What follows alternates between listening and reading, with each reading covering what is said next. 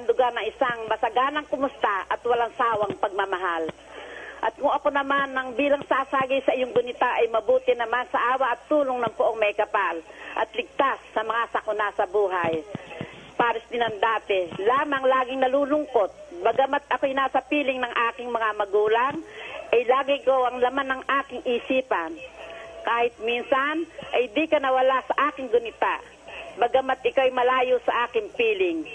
Simula nang ako'y hagkan mo, noon ay laging pumapasok sa aking isipan na baka ako ay malimot mo. Asahan mo, hindi ako magbabago sa iyong pagmamahal. Hanggang dito na lang at kumusta sa mga kapatid mo. Laging iyo, 744. Aba, ano naman yung 744? Julieta de la Cruz. Julieta, yung 7, yung 4. Julieta yung 4 ulit, Cruz. de la Cruz. Aba, ay uso na pala, Lola, nung mga panahon nyo yung mga ganyang alias, yung mga 14344. Ay, parang uso na pala, no? Sistema ng buhay nun, Dok. Matanong ko lang kayo, Lola. Nung unang panahon, totoo ba yun na pag nahalikan, kailangan ikasal? Ay, kaya nga kami nakapagpakasal sa sariling buhay namin eh. Sinama niya akong mamasyal. Tapos po? Nakita ko ng mga kababayan ko, naisip ko, machichismis na akong tinangay-tangay ako ng asawa ko. Tinangay kayo nung lalaki. Tapos, kaya kailangan ikasal. Ang sasabihin ka ako sa probinsya, pag ang asik tinangay ang buto, siguradong nalawayan na. Ay, mayroon palang ganung kasabihan. Ngayon inuwi mo na ng ilang araw, may susoli pa, di ba? Ngayon, no return, no exchange pala nung araw, no? Anyway. Kaya nga. Andiyan ba si tatay, mami? Andiyan ba? Pwede ba kausap si Loverboy? Pakusap nga si Loverboy. Ayan, tutulog Loverboy. Si Lolo, magandang hapon po sa inyo. Magandang hapon. Natuwa po ko dun sa inyong liham at sa totoo lang, yung ibang mga salita hindi ko maintindihan. Ano bang ibig sabihin ng malasang hayo? Ano ba yon? Isabit sa malasang hayo mong laig. Maganda. Magandang ibig sabihin po noon. Ngayon ko lang ho narinig yun malasang hayo. Kala ko malansa at mabaho. Hindi pala. So, matanong ko lang kayo, tatay, hindi ka ba nagsisi? Hindi ka raw ba nagsisi? Hindi daw. Ba't ang tagal nyo sumagot? Parang nagsisisi kayo hindi ba narinig? Gusto ko lang malaman itong si mami pang ilang girlfriend nyo ba yan bago kayo nakapag-asawa? Pang ilang girlfriend bro ako? Pero unang-una kong girlfriend siya, pero marami akong naging girlfriend, alam niya. Niloko nyo naman ako Una nyo sa girlfriend, pero marami kayong girlfriend, siya lang naging girlfriend nyo. Ilan ho ba naging girlfriend nyo bago kayo nag-asawa? Ilan naging girlfriend nyo bago kayo nag-asawa? Hindi ko naman mga 5 siguro daw. Naku, hindi ka pa sigurado, tatay. Ikaw talaga. Anyway, tatay, maraming salamat po At thank you.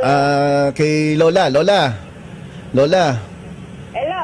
Binabati ko muna kayo ng 50th wedding anniversary at sana po may share nyo rin sa mga nakikinig kung ano bang sikreto para umabot ng 50 years ang pagsasama ng mag-asawa.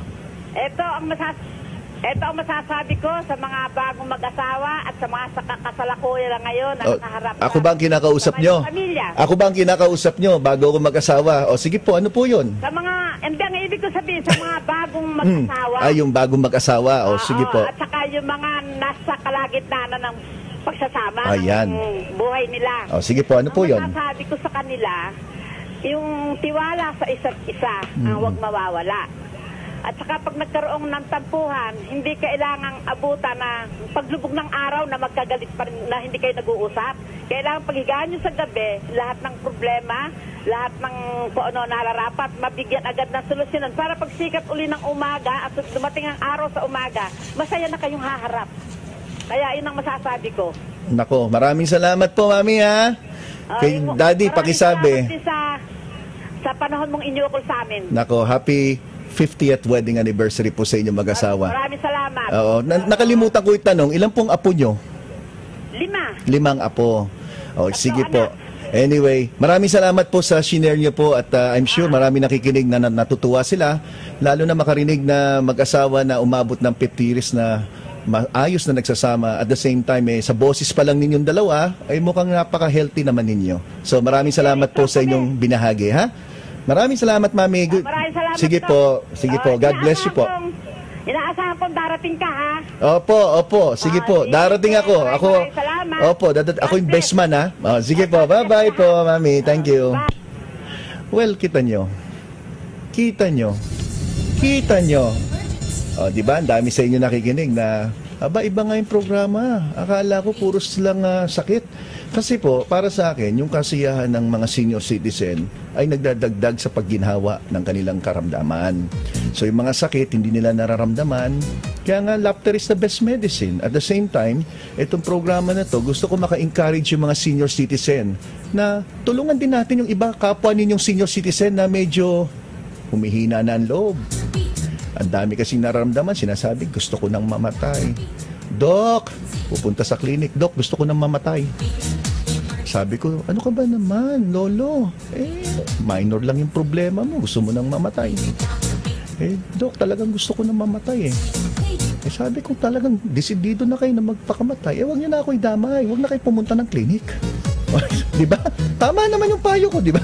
Okay. So ngayon, alam niyo po, natutuwa po ako talaga na deep inside, touch ako doon sa mga kwento ng ganyan. At kung meron po sa inyo nakikinig na may mga ganyan storya, anumang storya na pwedeng kapulutan ng aral, hindi lang ng mga kapwa senior citizen, kundi mga bata-bata. All you have to do is write a letter. Kasi si Lola, tinanong ko, wala raw siyang cellphone, hindi siya nagte-text, hindi raw siya marunong mag-text.